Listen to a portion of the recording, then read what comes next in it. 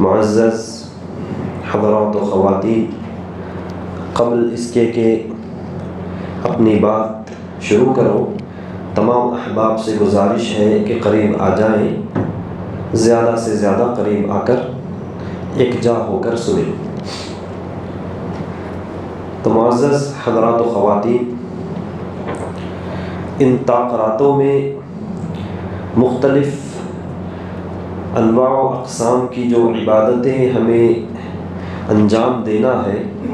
جس طرح قیام ہے، تلاوت قرآن ہے،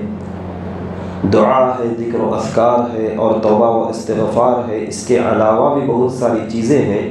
انہی عبادتوں میں سے ایک عبادت کے تعلق سے آج کا یہ درس ہوگا، اور وہ ہے دعا۔ دعا کا معنی ہے بلانا، سوال کرنا، پکارنا، آواز دینا، ندا لگانا۔ تو اللہ تبارک و تعالیٰ سے دعا کرنا یہ بھی عبادتوں میں سے ایک عبادت ہے، ان راتوں میں کی جانے والی عبادتوں میں سے ایک عبادت ہے۔ تو سرسری طور پر سب سے پہلے دعا کی فضیلت، پھر دعا کی شرطیں، پھر دعا کی رکاوٹیں، قبولیت کی سے رکاوٹیں، اور پھر اس کے بعد دعا کے چند آداب انشاءاللہ آپ لوگوں کے سامنے بیان کیے جائیں گے۔ اللہ سے دعا ہے کہ ہمیں نیک توفیق عطا کرے، ان باتوں کو سمجھ کر مجھے اور تمام لوگوں کو عمل کرنے کی توفیق عطا فرمائے۔ سب سے پہلے چند فضیلتیں آپ لوگوں کے سامنے پیش کی جائیں گی قرآن و حدیث کی روشنی میں۔ سب سے پہلی بات یہ ہے کہ دعا عبادت ہے۔ اللہ کے نبی صلی اللہ علیہ وسلم نے فرمایا الدعاء هو العبادہ، معنی ہے دعا ہی عبادت ہے۔ حالانکہ ہم جانتے ہیں کہ دعا عبادت کی ایک قسم ہے،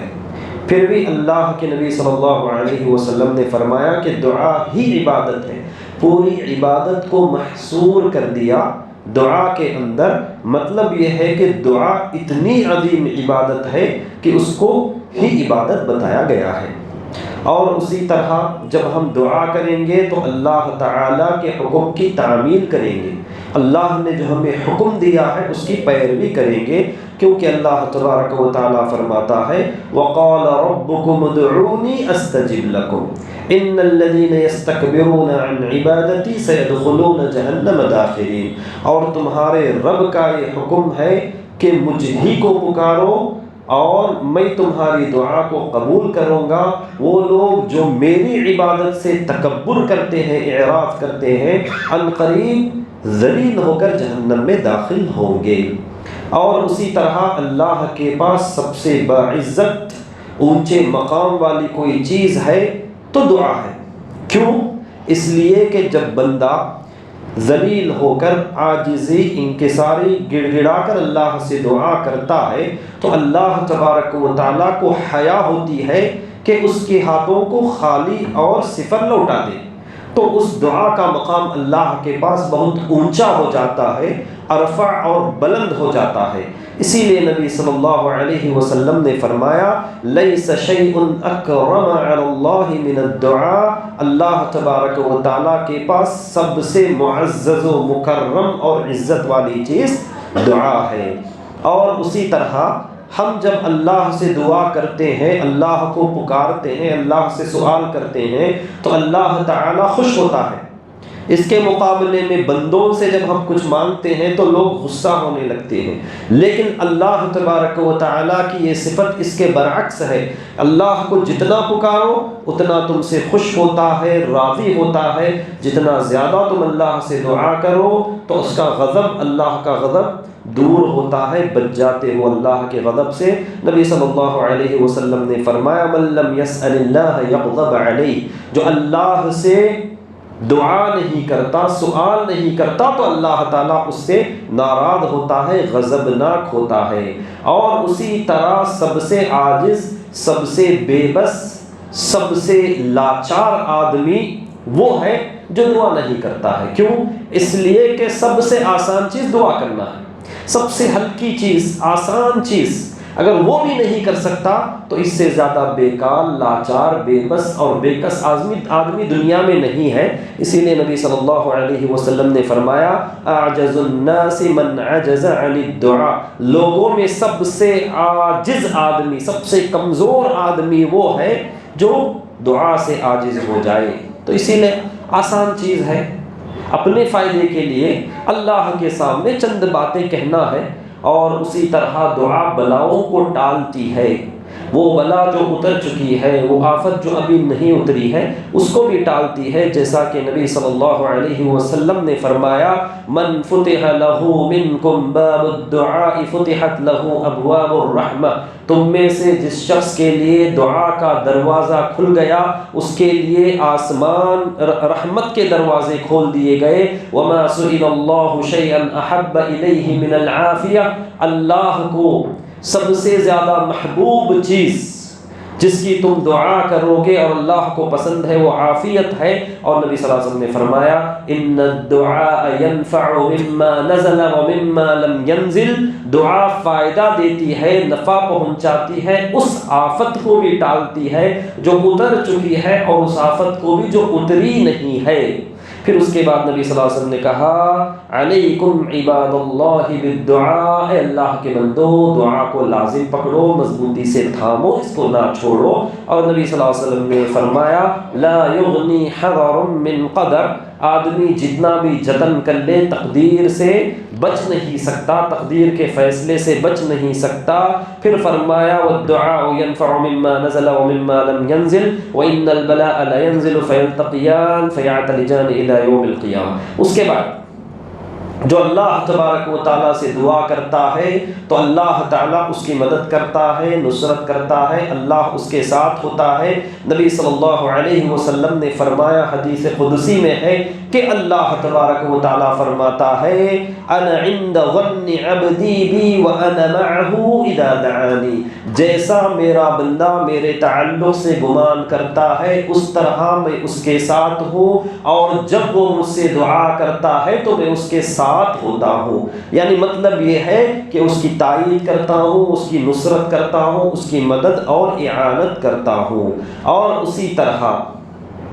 یونس علیہ السلام نے مچھلی کے پیٹ میں جو دعا کی تھی، کیا الفاظ تھے؟ لا الہ الا انت سبحانک انی کنت من الظالمین۔ اس میں لا الہ الا انت، سبحانک، نہیں ہے تیرے علاوہ کوئی معبود برحق، تیری ذات پاک ذات ہے، انی کنت من الظالمین، میں ظالموں میں سے ہوں، گنہگاروں میں سے ہوں۔ اتنا ہی کہا انہوں نے، لیکن یہ ذکر کے کلمات دعا کے قائم مقام ہو گئے۔ تو جب آدمی اللہ کی خوبی والی صفتیں بیان کرتا ہے، پھر اس کے بعد اپنی غلطیاں بیان کرتا ہے، تو پھر اللہ تبارک و تعالیٰ دعا کو قبول کرتا ہے۔ اور یونس علیہ السلام کی اس دعا کے تعلق سے اللہ کے نبی صلی اللہ علیہ وسلم نے فرمایا فَإِنَّهُ لَمْ يَدْعُ بِهَا رَجُلٌ مُسْلِمٌ فِي شَيْءٍ قَطُّ إِلَّا اسْتَجَابَ اللَّهُ لَهُ، کہ جب کبھی بھی مسلمان یونس علیہ السلام کی اس دعا کے ذریعے دعا کرتا ہے تو اللہ تبارک و تعالیٰ اس کی دعا کو قبول کرتا ہے۔ اور اسی طریقے سے اللہ تبارک و تعالیٰ کے ہاں جو بھی تم دعا کرو گے اس میں سے کوئی چیز ضائع ہونے والی نہیں ہے۔ آدمی سمجھتا ہے کہ میری دعا قبول نہیں ہو رہی ہے، میری دعا رد ہو رہی ہے، لیکن آدمی نا امید نہ ہو، کیونکہ اللہ تبارک و تعالیٰ ضروری نہیں کہ تمہاری ہر دعا جو تم طلب کر رہے ہو اسی کو پورا کرے، لیکن اتنی بات ہے کہ کوئی دعا بیکار نہیں جاتی، ضائع نہیں ہوتی، جیسا کہ اللہ کے نبی صلی اللہ علیہ وسلم نے فرمایا جب بھی کوئی مسلمان دعا کرتا ہے تو اللہ تبارک و تعالیٰ تینوں میں سے کوئی ایک چیز اسے نواز دیتا ہے۔ پہلی چیز یہ ہے کہ جو اس نے سوال کیا ہے وہ چیز اسے عطا کر دیتا ہے، یا یہ کہ اللہ تبارک و تعالیٰ اس دعا کو آخرت میں اس کے لیے ذخیرہ بنا کر رکھ دیتا ہے، یا یہ کہ اللہ تبارک و تعالیٰ اس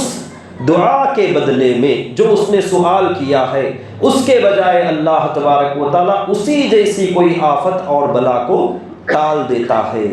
اور اسی طرح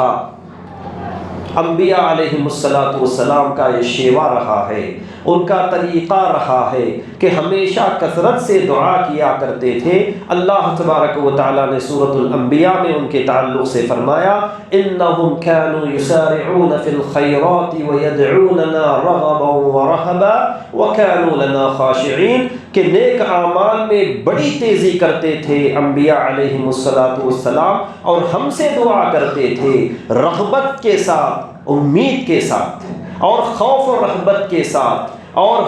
ہماری ہی سے ڈرنے والے تھے۔ یعنی انبیاء علیہم السلام کا ایک طریقہ رہا ہے،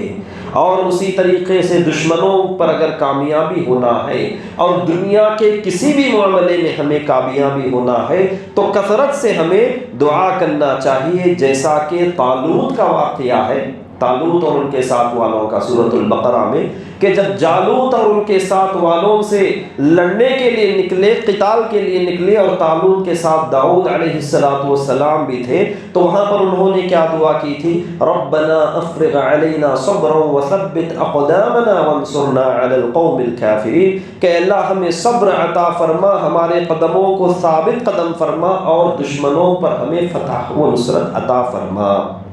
اور اسی طرح یہ دعا ایک مومن کے لیے نور ہے، مومن کا ہتھیار ہے، اور اسی طرح اللہ تبارک و تعالیٰ کے عذاب سے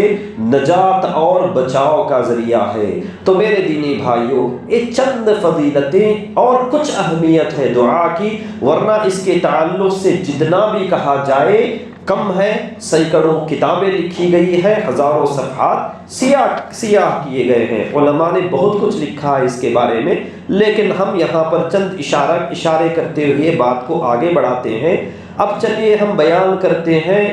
دعا کی شرطیں، کیونکہ ہر چیز کی شرطیں ہوتی ہے، نماز کی شرطیں ہیں، روزے کی شرطیں ہیں،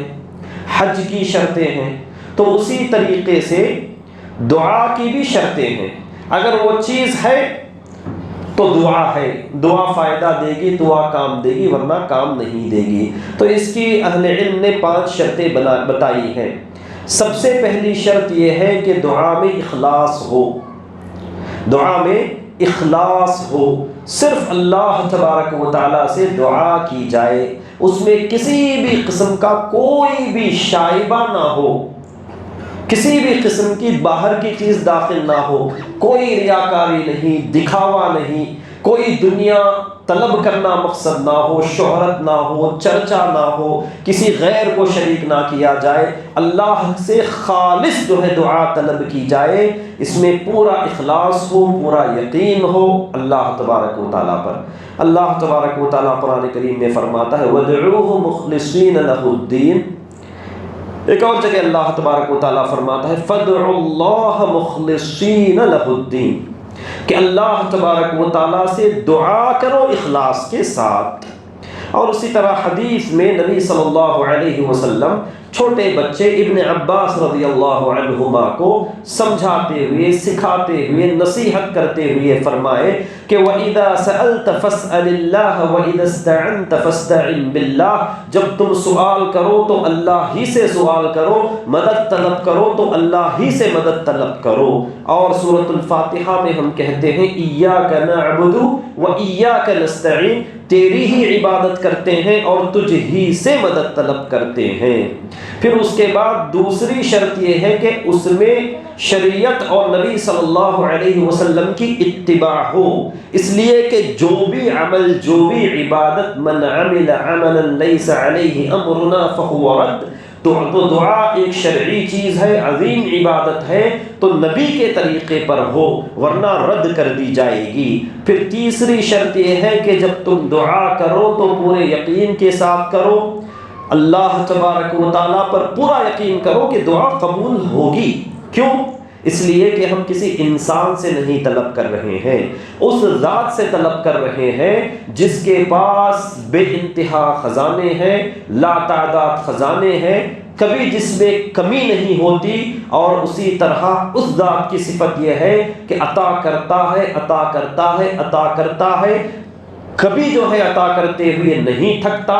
نہ اکتا تھا، اور نہ ہی اس کے خزانے میں کوئی کمی آتی ہے۔ اللہ کے نبی صلی اللہ علیہ وسلم نے فرمایا ادعوا اللہ وانتم موقنون بالاجابہ، دعا کرو، اس حال میں دعا کرو کہ تمہیں اس دعا کی قبولیت کا، قبول ہونے کا پورا یقین ہو۔ ایک اور حدیث میں نبی صلی اللہ علیہ وسلم نے فرمایا ید اللہ ملآ، اللہ کا ہاتھ بھرا ہوا ہے، لا یغیضها نفقہ، اللہ تعالیٰ خوب عطا کرنے کے باوجود بھی اس میں کمی نہیں ہوتی، سحاء اللیل والنہار، رات دن اللہ تعالیٰ عطا کرتا ہے۔ ارأیتم،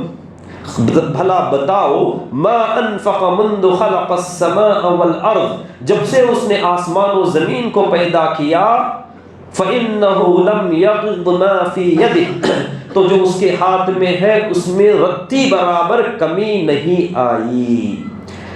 پھر اسی طریقے سے ایک حدیث قدسی میں ہے، اللہ کے نبی علیہ الصلوۃ والسلام کہتے ہیں کہ اللہ تعالی فرماتا ہے یا عبادی لو ان اولکم وآخرکم وانسکم وجنکم قاموا فی صعید واحد، کہ اے میرے بندو، تم میں کا ہر ایک انسان اور ہر ایک جن، تم میں کا پہلا آدمی اور آخری آدمی ایک چٹیل میدان میں کھڑے ہو جائیں، فسألونی، ہر آدمی اپنی ضرورت مجھ سے طلب کرے، فَأَعْطَيْتُ كُلَّ إِنسَانٍ مَسْأَلَتَهُ، میں ہر ایک انسان کو اس کی ضرورت عطا کر دوں، دے دوں، مَا نَقَصَ ذَلِكَ مِمَّا عِنْدِي، تو اس سے کوئی کمی نہیں آتی میرے خزانے میں، إِلَّا كَمَا يَنْقُصُ الْمِخْيَطُ إِذَا أُدْخِلَ الْبَحْرِ، مگر اتنی ہی کمی آتی ہے جتنی کمی ایک سوئی کو سمندر میں ڈالنے سے آتی ہے۔ مثال ہے، مطلب یہ ہے کہ کوئی کمی نہیں آتی، رتی اور ذرہ برابر اللہ کے خزانوں میں کمی نہیں آتی۔ پھر چوتھی شرط کیا ہے کہ جب تم دعا کرو تو پورے خشوع کے ساتھ، خضوع کے ساتھ، روتے ہوئے، گڑ گڑاتے ہوئے، آہوزاری کے ساتھ، امید کے ساتھ، خوف کے ساتھ دعا کرو، غفلت کے ساتھ نہیں،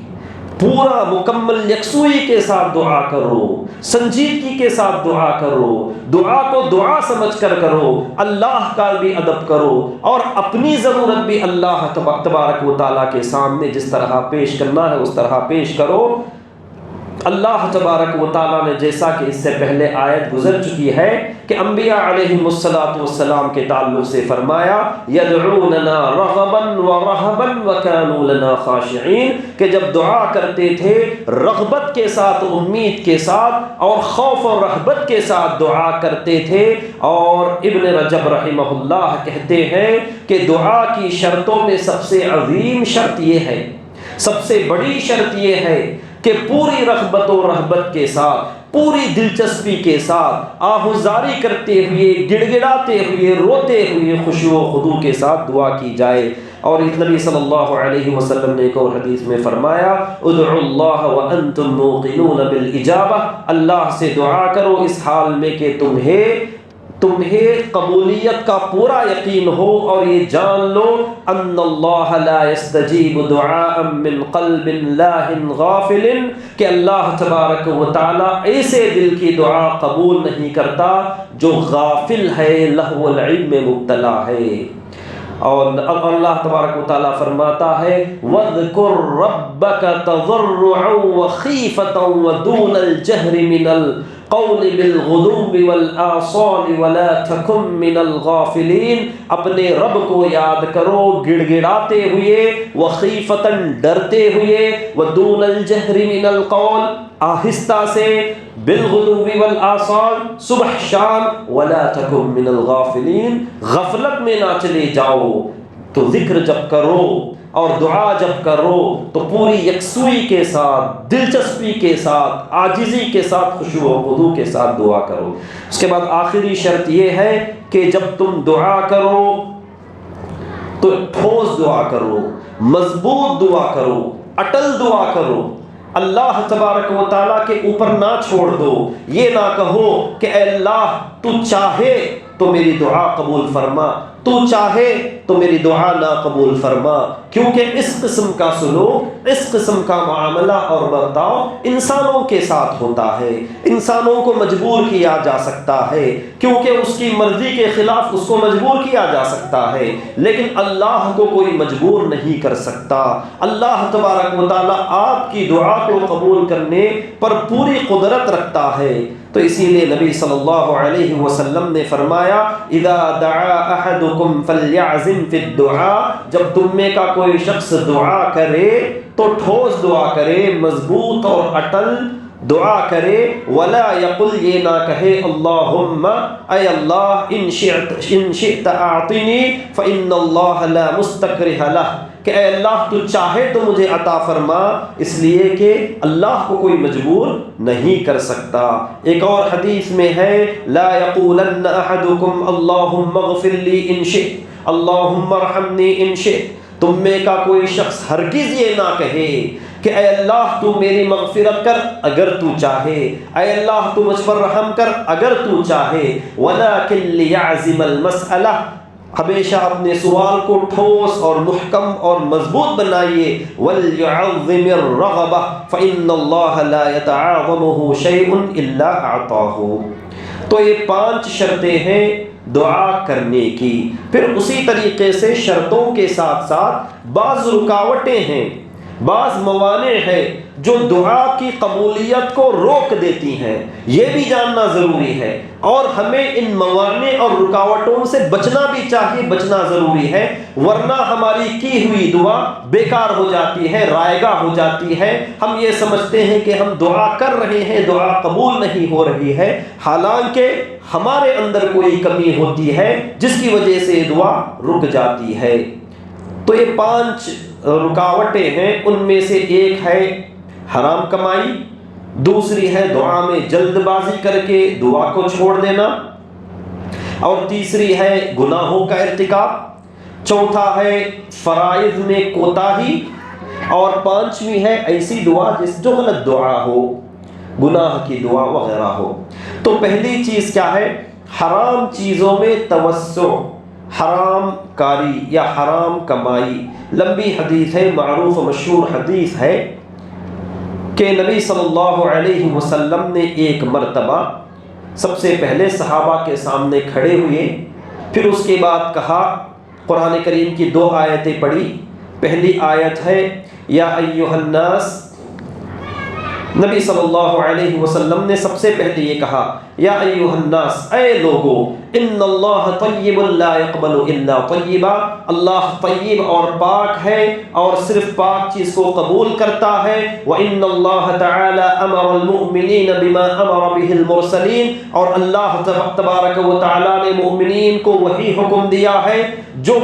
رسولوں کو دیا ہے۔ پھر اللہ کے نبی صلی اللہ علیہ وسلم نے 2 آیتیں تلاوت فرمائی، پہلی آیت رسولوں سے متعلق تھی، پھر اس کے بعد مومنین سے متعلق تھی۔ پہلی آیت ہے یا ایھا الرسل کلوا من الطیبات، کہ اے رسولو پاک چیزیں کھاؤ، واعملوا صالحا، اور نیک عمل کرو۔ پھر اس کے بعد دوسری آیت یا ایھا الذین آمنوا، اے ایمان والو، کلوا من طیبات ما رزقناکم، جو ہم نے تمہیں عطا کیا ہے اس میں سے پاک و طیب چیزیں کھاؤ۔ پھر اس کے بعد نبی صلی اللہ علیہ وسلم نے اسی مجلس میں ایک شخص کا تذکرہ کیا جو لمبا سفر کر کے آیا ہے،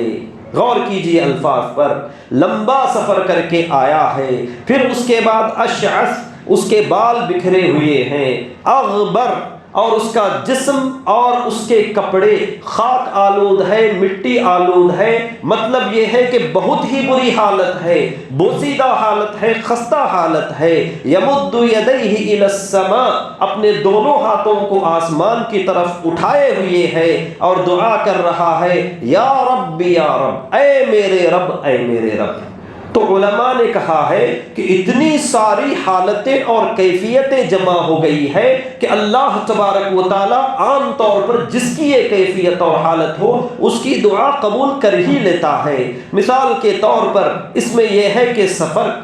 کیا ہوا ہے تو مسافر کی دعا قبول ہوتی ہے۔ اشعث اغبر، خستہ حالت ہے، بری حالت ہے، بوسیدہ حالت ہے، بال پراگندہ ہے، کپڑے خاک آلود ہے، اس کی ایسی حالت و کیفیت ہے اس کی جسمانی اور مادی کہ اللہ تبارک و تعالیٰ کوئی بھی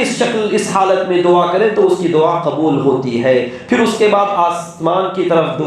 اپنے دونوں ہاتھ اٹھائے ہوئے ہیں، دعا کے آداب میں سے ہے، اور اسی طرح وہ کہہ رہا ہے یا رب یا رب، اے میرے رب اے میرے رب۔ اللہ کی ربوبیت کے واسطے سے وہ دعا کر رہا ہے۔ اللہ تبارک و تعالیٰ نے کیا فرمایا؟ وَلِلَّهِ الْأَسْمَاءُ الْحُسْنَى فَادْعُوهُ بِهَا، اللہ ہی کے لیے بہترین نام ہے، ان ناموں کے واسطے اور وسیلے سے دعا کرو۔ تو دعا کی قبولیت کا ایک اہم ذریعہ اور ایک اہم سبب اللہ کی صفتوں کے واسطے سے، اس کی لا تعداد خوبیوں اور کمال والی صفتوں کے واسطے سے دعا کرو۔ تو یہاں پر ابن رجب رحمہ اللہ کہتے ہیں کہ وہ شخص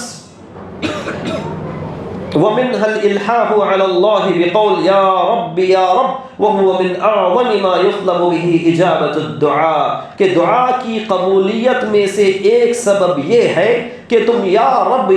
کہہ کر دعا کرو۔ ابن رجب رحمہ اللہ کہتے ہیں اس لیے کہ یا رب کہہ کر دعا کرنا دعا کی قبولیت کے اسباب میں سے ایک عظیم سبب ہے۔ اس نے اتنے سارے اسباب کو جمع کر لیے دعا کی قبولیت کے، لیکن نبی صلی اللہ علیہ وسلم پھر کہتے ہیں وَمَطْعَمُهُ حَرَامٌ وَمَشْرَبُهُ حَرَامٌ وَمَلْبَسُهُ حَرَامٌ وَغُذِّيَ بِالْحَرَامِ فَأَنَّى يُسْتَجَابُ لِذَلِكَ، کہ اس کا کھانا حرام کا ہے، اس کا پینا حرام کا ہے، اس کا پہننا حرام کا ہے، اور اس کی پرورش بھی حرام سے ہوئی ہے۔ فَأَنَّى يُسْتَجَابُ لِذَلِكَ، کیسے اس کی دعا قبول ہوگی؟ تو اس کا مطلب یہ ہے کہ پہلی رکاوٹ حرام کمائی ہے، حرام خوری ہے، ایک انتہائی جو ہے اہم چیز ہے جس کی طرف ہم سب لوگوں کو توجہ دینا ہے، جیسا کہ سعد بن ابی وقاص کے بارے میں آتا ہے رضی اللہ عنہ کہ وہ مستجاب الدعوات یا مستجاب الدعاء کہے جاتے تھے، بلکہ جو ہے ایک لقب ہو گیا تھا ان کا، صحابی رضی اللہ عنہ کا۔ ان کے تعلق سے آتا ہے کہ انہوں نے کبھی حرام کمائی یا حرام خوری نہیں کی۔ اور اسی طریقے سے دوسرا سبب یا دوسری رکاوٹ جلد بازی کر کے دعا کو چھوڑ دینا۔ آدمی جلد بازی نہ کرے، دعا کرتا رہے 1 2 ہزار 3 ہزار 10 ہزار، کوئی دعا بیکار نہیں جائے گی، رائے گاہ نہیں جائے گی۔ اللہ تعالیٰ بہتر جانتا ہے کہ اللہ تبارک و تعالیٰ اس کا وہ سوال یا اس کی وہ مانگ کیوں نہیں پوری کر رہا ہے۔ اللہ تبارک و تعالیٰ بہتر جانتا ہے، وہ حکیم ہے، وہ مصلحت جانتا ہے، وہ علیم ہے۔ اگر قبول نہیں کرتا تو یقیناً اس میں تمہارے لیے بہتری ہے۔ ہم کم علم رکھتے ہیں، اللہ تبارک و تعالیٰ زیادہ جانتا ہے۔ واللہ خلقکم وما تعملون، اللہ تعالیٰ سب کچھ جانتا ہے، وہ ہمارا خالق ہے۔ تو اسی لیے اللہ تبارک و تعالیٰ پر چھوڑ دینا چاہیے۔ اللہ کے نبی صلی اللہ علیہ وسلم نے فرمایا یستجاب لأحدکم ما لم یعجل، کہ تم میں سے کسی بھی شخص کی دعا قبول کی جاتی ہے جب تک کہ وہ جلد بازی نہ کرے۔ فیقول قد دعوت فلم یستجب لی، کیونکہ جب وہ شخص یہ کہتا ہے کہ میں نے دعا کی ہے پھر میری دعا قبول نہیں ہوئی ہے، پھر اس کے بعد وہ دعا کو کرنا چھوڑ دیتا ہے، اور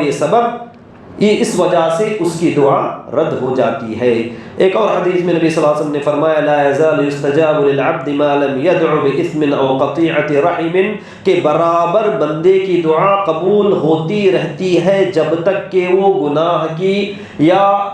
رشتہ داری کو کاٹنے کی دعا نہ کرے، ما لم یستعجل، جب تک کہ وہ جلد بازی نہ کرے۔ دو چیزیں بتائیے، جب تک کہ غلط دعا نہ کرے اور جب تک کہ جلد بازی نہ کرے، ہر ایک بندے کی دعا قبول ہوتی رہتی ہے۔ قیل یا رسول اللہ، صحابہ نے پوچھا اللہ کے رسول یہ جلد بازی سے کیا مراد ہے؟ من استعجال، تو نبی صلی اللہ علیہ وسلم نے جواب نے کہا یقول قد دعوت وقد دعوت، وہ شخص یہ کہتا ہے یا یہ خیال کرتا ہے کہ میں نے دعا کی ہے فلم یستجیب لی، لیکن ایسا معلوم ہوتا میری دعا قبول نہیں ہو رہی ہے یا نہیں ہوگی۔ فیستحسر عند ذلک، اس کے بعد رک جاتا ہے دعا کرنے سے، وَيَدَعُ الدُّعَا دعا کو مکمل طور پر ترک کر دیتا ہے، تو یہ ایک رکاوٹ ہے، یہ ایک رکاوٹ ہے، اس لیے کہ اللہ تبارک و تعالیٰ دیری سے صحیح مگر عطا کرتا ہے۔ ہم دیکھتے ہیں کہ یعقوب علیہ السلام کی دعا، ایوب علیہ السلام کی دعا بہت دیری سے قبول ہوئی تھی، مگر ہوئی تھی۔ تو اسی لیے کبھی نا امید نہیں ہونا چاہیے، دعا کرنے سے نہیں رکنا چاہیے۔ اور اسی طرح یہ گناہ، کثرت سے جو گناہ ہم کیے جا رہے ہیں، چاہے چھوٹے گناہ ہو یا بڑے گناہ ہو، گناہوں کے ارتکاب سے بچنا چاہیے، توبہ و استغفار کرنا چاہیے۔ رمضان کو توبہ کا مہینہ کہا گیا ہے، شہر التوبۃ والغفران کہا ہے علماء نے، اس کی 3 وجہ بھی بیان کی ہے۔ تو اس کا مطلب یہ ہے کہ بہتر موقع ہے، ابھی اور چند ایام ہے، جسے توبہ و استغفار کی توفیق نہ ہوئی ہو تو اب آگے بڑھ کر توبہ و استغفار کر لے۔ بڑے گناہوں سے خصوصیت کے ساتھ توبہ و استغفار کرنا لازم ہے، پوری شروط کے ساتھ توبہ و استغفار کرنا لازم ہے۔ بہترین موقع ہے جب ہم گناہوں سے توبہ و استغفار کریں گے تو ہماری دعاؤں میں قبولیت آ جاتی ہے، کیونکہ گناہ رکاوٹ بن جاتے ہیں، جس طریقے سے کہ بعض سلف سے مروی ہے، لا تستبطئ الاجابہ، تم یہ نہ سمجھو کہ دعا کی قبولیت میں دیری ہو گئی ہے، وقد سددت طریقها بالمعاصی، حالانکہ تم نے دعا کی قبولیت کے راستے کو گناہوں سے بند کر دیا ہے۔ اس کے بعد چوتھی رکاوٹ اور چوتھا معنی کیا ہے؟ واجبات کو ترک کر دینا، فرائض کو ترک کر دینا۔ فرائض کو ترک کرنے کی وجہ سے بھی ہماری دعائیں رد ہو جاتی ہے۔ مثال کے طور پر امر بالمعروف اور نہی عن المنکر کا فریضہ ہم سب پر ہے، یعنی مطلب یہ ہے کہ لوگوں کو اچھائی کا حکم دیتے رہنا، برائی سے روکتے رہنا، یہ ہم پر فرض کر دیا گیا ہے۔ یہ اس امت کی نشانی ہے، علامت ہے، شعار ہے، پہچان ہے۔ کنتم خیر امت اخرجت للناس، کہ تمہارا کام ہی یہ ہے کہ لوگوں کو صحیح بات کی طرف بلاتے رہو، لوگوں کو روکتے اور ٹوکتے رہو۔ جب یہ فریضہ تم بند کر دو گے تو سمجھ لیجئے اللہ تبارک و تعالیٰ کی طرف سے جو گارنٹی ہے وہ ختم ہو جاتی ہے۔ اب تم عذاب کے مستحق ہو چکے ہو، تمہاری دعا کی عدم قبولیت کے تم مستحق ہو چکے ہو، تمہارے دعا کے رد ہونے کے تم مستحق ہو چکے ہو۔ اور بھی نقصانات ہیں، اور بھی اس کے خطرناک مضرات ہیں اگر ہم نے اس فریضے کو چھوڑ دیا۔ ہم میں سے ہر ایک پر فرض ہے اپنے اپنے علم کے حساب سے، اور اسی طریقے سے اپنی اپنی استطاعت اور طاقت کے حساب سے ہم میں سے ہر ایک پر فرض ہے کہ ہم یہ کام کرتے رہیں۔ نبی صلی اللہ علیہ وسلم نے فرمایا، من رأى منکم منکرا فلیغیرہ بیدہ، تم میں سے کوئی بھی شخص کوئی بھی برائی اور غلطی دیکھتا ہے تو اپنی استطاعت کے مطابق روکے۔ ہاتھ سے روک سکتا ہے تو ہاتھ سے روکے، زبان سے روک سکتا ہے تو زبان سے روکے، یا کم از کم اپنے دل میں اس کو برا سمجھے۔ لیکن ہماری حالت و کیفیت یہ ہے کہ ہم اس کو کھلے عام گناہ ہوتے ہوئے دیکھتے ہیں، ہم اس کو نظر انداز کر دیتے ہیں، خاموشی اختیار کر لیتے ہیں، بلکہ حد تو یہ ہے کہ بہت سارے مسلمان اس کو گناہی تصور نہیں کرتے۔ تو یہ اللہ تبارک و تعالیٰ کی طرف سے عذاب کی ایک علامت ہے کہ اب یہ امت جو ہے عذاب کی مستحق ہو چکی ہے۔ بنو اسرائیل یہودی تباہ و برباد کر دیے گئے اور خنزیر اور بندر کی شکل میں مسخ کر دیے گئے، ان پر ذلت اور اللہ کی طرف سے لعنت ہو گئی، محض اس لیے کہ کانوا وکانوا لا یتناہون عن منکر فعلوہ لبئس ما کانوا یفعلون، ایک دوسرے کو برائی سے نہیں روکتے تھے۔ اور اسی طریقے سے اللہ تبارک و تعالیٰ نے فرمایا، لولا ينهاهم الربانیون والاحبار عن قولهم الاثم واکلهم السحت لبئس ما كانوا يصنعون، کیوں نہیں ان میں کے بڑے لوگ، ان میں کے پڑھے لکھے اور علم والے لوگ انہیں برائیوں سے روکتے، حرام خوریوں اور حرام کمائی سے روکتے، کیا ہی برا کام یہ لوگ کر رہے ہیں۔ تو اس امت کا بھی یہی حال ہونے والا ہے۔ اسی لیے اللہ کے نبی صلی اللہ علیہ وسلم نے فرمایا، والذی نفسی بیدہ لتأمرن بالمعروف ولتنہون عن المنکر او لیوشکن اللہ ان یبعث علیکم عقابا منہ ثم تدعونہ فلا فلا يستجاب لكم، اس ذات کی قسم جس کے ہاتھ میں میری جان ہے، ضرور بالضرور تم نیکی کا حکم دیتے رہو گے اور برائی سے روکتے رہو گے، ورنہ اللہ تبارک و تعالی اپنی طرف سے ایسا عذاب نازل کرے گا، ثم تدعونه فلا يستجاب لكم، اس کے بعد تم دعا بھی کرو گے تو تمہاری دعا قبول نہیں ہوگی۔ ایک ایسا فریضہ ہے جس کے بعد دعا کی قبولیت کے دروازے بند ہو جاتے ہیں، جتنا بھی گڑ گڑا لو، جتنا بھی آہذاری کر لو، جتنی بھی عاجزی و انکساری کر لو، تمہاری کوئی دعا قبول نہیں ہوتی۔ آج امت کی یہی کیفیت و حالت ہے کہ کوسوں دور ہو چکے ہیں، توحید کو چھوڑ چکے ہیں، سنتوں کو چھوڑ چکے ہیں، نیکیوں کو چھوڑ چکے ہیں اور فرائض میں کوتاہی کرتے ہیں، کھلے عام شرک ہو رہا ہے، بدعتوں میں ملوث ہے، دنیا پرستی اور دنیا داری میں مبتلا ہے، معصیتوں کا ارتکاب کرتے ہیں، کوئی فکر نہیں ہے، غیروں کو اپنا اسوہ بنائے ہوئے ہیں، غیروں کی تقلید کرتے ہیں، پھر بھی سمجھتے ہیں کہ ہم حق پر ہیں، صحیح کر رہے ہیں، صحیح کہہ رہے ہیں، لیکن یہ جو کچھ ہم دنیا میں دیکھ رہے ہیں اور خصوصیت کے ساتھ ہندوستان کے حالات جو ہو رہے ہیں، دن بدن جو بدترین سے بدترین ہوتے جا رہے ہیں، ان اسباب میں سے، ان وجوہات میں سے ایک اہم وجہ یہ ہے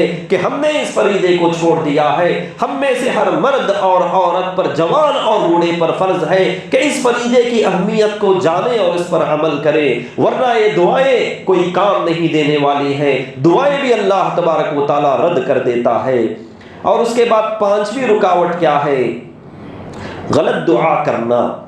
غلط دعا کرنے کا مطلب یہ ہے کہ گناہ کی دعا، کسی پر ظلم و زیادتی کی دعا، رشتہ داری کو کاٹنے کی دعا۔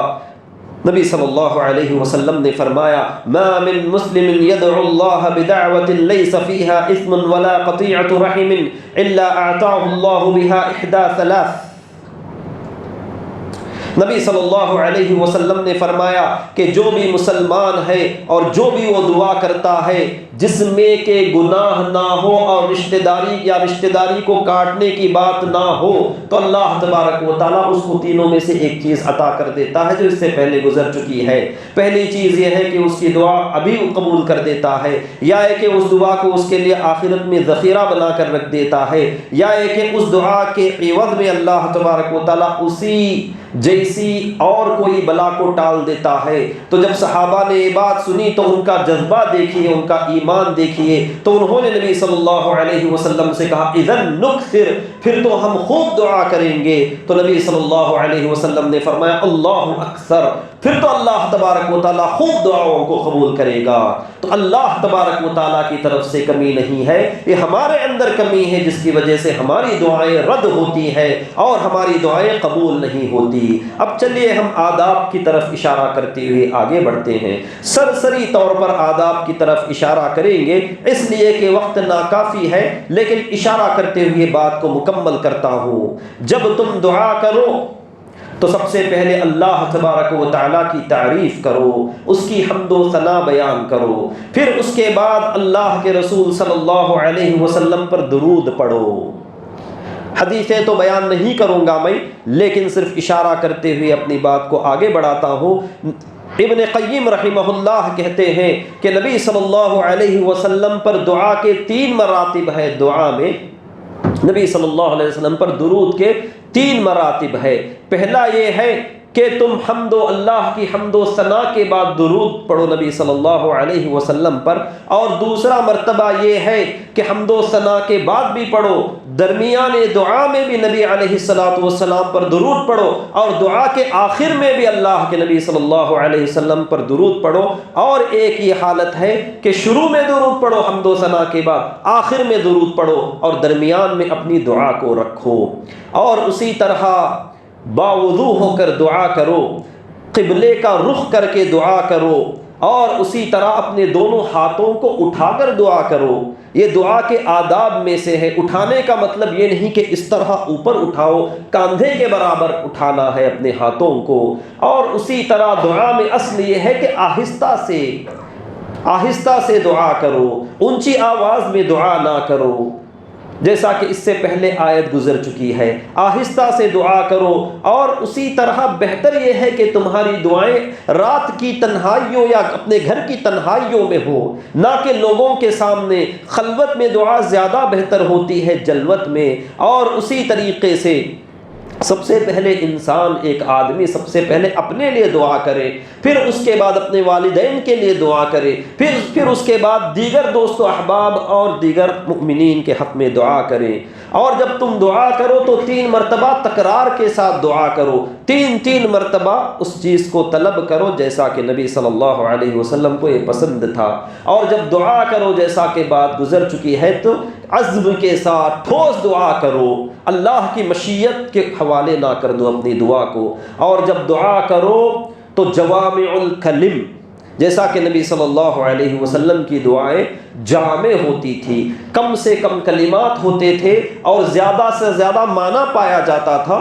اس قسم کی دعائیں کرو، اور وہ دعا کرو جو تم سے میسر ہو، کیونکہ جب تم تکلف کرو گے، تصنع کرو گے، بناوٹ کرو گے، مسجع اور مقفع عبارتیں بنانے کی کوشش کرو گے تو اس میں تکلف ہوتا ہے، اور یہ چیز پسند نہیں ہے۔ اللہ تبارک و تعالیٰ کو یہ چیز پسند نہیں ہے۔ جو آپ کے دل سے جو دعا نکلتی ہے، بنتی ہے، وہ دعا کرو، اور اسی طریقے سے ان دعا اور اذکار کو یاد کرو جو سنت سے ثابت ہے، اس لیے کہ وہ جامع ہے، مانع ہے، تکلف نہیں ہے، اعتداء نہیں ہے، زیادتی نہیں ہے، ان کے اندر وسط اور اعتدال پایا جاتا ہے ان دعاؤں میں، تو ان دعاؤں کی قبولیت کا زیادہ امکان ہوتا ہے۔ اور اسی طریقے سے جب تم دعا کرو تو جیسا کہ بات گزر چکی ہے، اپنے دل کو حاضر کر کے دعا کرو۔ جب دعا کرو تو اس کے معنی کو اپنے دل میں حاضر رکھ کے دعا کرو۔ یہ نہیں کہ تمہارا دل غافل ہے، بلکہ دعا تمہاری زبان کا ساتھ تمہارا دل بھی دے۔ صرف زبان پر ہو لیکن بغیر سمجھے، بغیر سوچے، غافل دل کے ساتھ، یا ہے کہ اس کا معنی جانے بغیر دعا کر کے کوئی فائدہ نہیں ہے۔ اور اسی طریقے سے جب تم دعا کرو، جیسا کہ بات گزر چکی ہے، اللہ تبارک و تعالیٰ کے اسماء حسنیٰ کے واسطے اور وسیلے سے دعا کرو، اللہ کی خوبیوں کا تذکرہ کرو، اللہ کی کمال والی صفتوں کا تذکرہ کرو، ان صفات کے واسطے سے دعا کرو۔ جیسے ہم کہتے ہیں ربنا آتنا، ربنا آتنا، اے رب ہمیں عطا فرما، اللہم انک عفو، اے اللہ تو خوب معاف کرنے والا ہے، تیرے عفو درگزر کے واسطے سے ہمیں معاف کر دے۔ ہم کہتے یا حی یا قیوم، انبیاء کی دعائیں، صالحین، قرآن و حدیث کی دعائیں اٹھا کر دیکھیے کہ کتنے زیادہ جو ہے اللہ تبارک و تعالیٰ کے اسماء و صفات کا وسیلہ ہے۔ اور اسی طرح اپنے عمل کے واسطے سے بھی دعا کرو، جو تم نے نیک عمل کیا ہے، جو تم نے نیک عمل کیا ہے، کوئی حرج نہیں کہ اس عمل کو اللہ کے سامنے تم تذکرہ کرو۔ اے اللہ میں تجھ پر ایمان لایا ہوں، اے اللہ تیرے رسول پر ایمان لایا ہوں، اے اللہ میں توحید پرست ہوں، اے اللہ میں تیرے توحید کا قائل ہوں، تیرے نبی کے سنتوں پر چلتا ہوں، میری مغفرت فرما دے۔ زیادہ سے زیادہ اپنے سب سے بہتر نیک عمل کے واسطے اور وسیلے سے دعا کرنے کی کوشش کرو۔ اور جب دعا کرو تو صرف پریشانی میں دعا نہ کرو، بلکہ عام حالات میں، جب تم خوشحالی میں ہو، کھاتے پیتے ہو، ایسی حالت میں بھی دعا کرو۔ اور جب کوئی پریشانی آتی ہے تو اس وقت بھی دعا کرو۔ یہ نہیں کہ صرف پریشانی میں دعا کرو، اس کا مطلب یہ ہے کہ تم مفاد پرست ہو، تم اپنے مقصد کے لیے دعا کر رہے ہو۔ اس لیے کہ ہر حال میں اللہ تبارک و تعالیٰ کو یاد کرنا چاہیے۔ جب خوشحالی میں تم اللہ کو یاد کرو گے تو پریشان حالی میں اللہ تبارک و تعالیٰ تم کو یاد کرتا ہے۔ اور اسی طریقے سے کوئی بد دعا نہ کرے اپنے آپ پر، اپنی اولاد پر، اپنے مال پر، اپنے اہل و عیال پر، کسی پر بد دعا نہ کرے۔ اور جب تم دعا کرو تو اللہ کے سامنے آہوزاری کے ساتھ، عاجزی و انکساری کے ساتھ، ذلت و خشوع کے ساتھ، روتے ہوئے اور گڑ گڑاتے ہوئے دعا کرو، بلکہ الحاح اور ضد کرتے ہوئے دعا کرو۔ الحاح کا معنی ہے ضد کرنا، جس طرح چھوٹا بچہ ضد کرتا ہے، بڑوں سے ضد کرتا ہے، کسی بھی چیز کو طلب کرنے کے لیے چاہیے اسی طرح تم بھی الحاح کرو، اصرار کرو، ضد کے ساتھ دعا کرو، جیسا کہ نبی صلی اللہ علیہ وسلم نے فرمایا الظوا بذی الجلال والاکرام، اور اسی طرح روتے ہوئے دعا کرو، اپنی حاجت، اپنی ضرورت، اپنی مجبوری، اپنی بے کسی کا ذکر اللہ کے سامنے کرتے ہوئے دعا کرو، توبہ کرو، استغفار کرو۔ اگر کسی پر تم نے، کسی بھی انسان پر، اللہ کے کسی بندے پر زیادتی کی ہے تو اس کے حق کو واپس لوٹا دو، اس سے معافی مانگ لو، اس کی حق کو واپس کر دو، تاکہ پھر کوئی چیز باقی نہ رہے۔ اور اسی طرح اپنے والدین کے حق میں دعا کرو، مؤمنین اور مؤمنات کے حق میں دعا کرو۔ تو یہ چند باتیں ہیں، اور آخری بات یہ ہے کہ اللہ تبارک و تعالیٰ نے بعض اوقات کو اور بعض حالات اور بعض کیفیات کو اور بعض جگہوں کو دعا کی قبولیت کے لیے خاص رکھا ہے۔ مطلب یہ نہیں کہ وہی دعا قبول ہوتی ہے، دعا تو ساری ہی قبول کرتا ہے اللہ تبارک و تعالیٰ، لیکن خاص موقع اللہ تبارک و تعالیٰ دیتا ہے کہ ان موقعوں پر تم دعا کرو، تمہاری دعا قبول ہوگی۔ تو دعا کی قبولیت کے ان اوقات میں زیادہ امکانات ہوتے ہیں، چانسز ہوتے ہیں، تو ان اوقات کو تلاش کرو، اس میں تم دعا کرو۔ مثال کے طور پر فرض نماز کے آخر میں سلام پھیرنے سے پہلے، اور اسی طریقے سے بارش کے نزول کے وقت،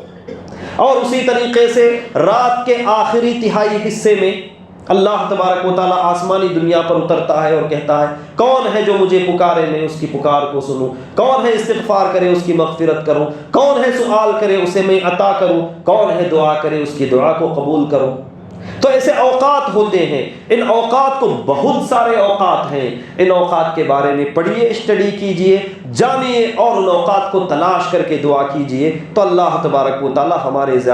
ہماری دعاؤں کو قبول کرنے کے زیادہ امکانات ہوتے ہیں۔ یہ چند باتیں ہیں، اور ان آخری راتوں میں جو دعا کرنا ہے وہ کیا ہے؟ اللہم انک عفو تحب العفو فاعف عنی، خصوصیت کے ساتھ یہ دعا آئی ہے، تو خصوصیت کے ساتھ اس دعا کا زیادہ اہتمام کیجئے۔ عائشہ رضی اللہ عنہا کہتی ہیں اگر میں جان لوں کہ کون سی رات قدر والی رات ہے تو کیا دعا کروں؟ تو نبی صلی اللہ علیہ وسلم نے کہا اللہم انک عفو، تم یہ کہو کہ اے اللہ تو عفو ہے، یعنی خوب معاف کرنے والا ہے، تحب العفو، عفو یعنی معاف کرنے کو پسند کرتا ہے، فاعف عنی، تو مجھے معاف کر دے۔ عفو کا معنی کیا ہے؟ درگزر کر دینا، نظر انداز کر دینا، منہ پھیر لینا۔ مطلب یہ ہے کہ ہم نے جو گناہ کیے ہیں تو اس کی طرف نظر مت ڈال، تو اپنا چہرہ اس سے پھیر لے، ان کو نظر انداز کر دے۔ اور اسی طریقے سے عائشہ رضی اللہ عنہا سے ایک اور دعا ثابت ہے، وہ کہتی ہیں کہ اگر میں جان لوں کہ کون سی رات لیلۃ القدر ہے تو میں کہوں گی اللہم انی اسألک العفو والعافیۃ، اے اللہ مجھے معافی عطا فرما اور اسی طرح عافیت بھی عطا فرما، یعنی عافیت کا معنی صحت و عافیت، تندرستی عطا فرما، دین میں بھی عافیت، دنیا میں بھی عافیت، جسم میں بھی عافیت، ہر قسم کی عافیت عطا فرما۔ اور اہل علم نے یہ کہا ہے کہ اس کے ساتھ ساتھ اللہم انی اسألک العفو والعافیۃ والمعافاۃ الدائمہ جوڑ لیں گے تو بہت ہی جامع دعا ہو جائے گی۔ اور عافیت ہر ایک انسان کو طلب کرنا ہے، اور اسی طرح عفو درگزر ہر ایک انسان کو طلب کرنا ہے، کیونکہ ہر آدمی کو اس کی ضرورت ہوتی ہے، چاہے وہ کتنا ہی مطیع و فرما بردار بن جائے، پھر بھی اللہ تبارک و تعالیٰ کے درگزر کا وہ مستحق ہے اور محتاج ہے۔ اور مطرف بن عبداللہ الشخیر رحمہ اللہ کہتے تھے اللہم ارض عنا فإن لم ترض عنا فاعف عنا، کہ اللہ تو ہم سے راضی ہو جا، اگر راضی نہ ہو سکا تو کم از کم ہمیں معاف کر دے، عفو عطا فرما۔ تو اسی لیے میرے دینی بھائیوں، اللہ تعالیٰ عفو ہے، معاف کرتا ہے، اور ہمیں بھی چاہیے کہ ہم بھی ایک دوسرے کو معاف کرنا سیکھیں، ایک دوسرے کو نظر انداز کرنا سیکھیں، دوسروں کی غلطیوں پر ان کا انتقام نہ لے، ان کو نظر انداز کر دے اور غصہ نہ ہو۔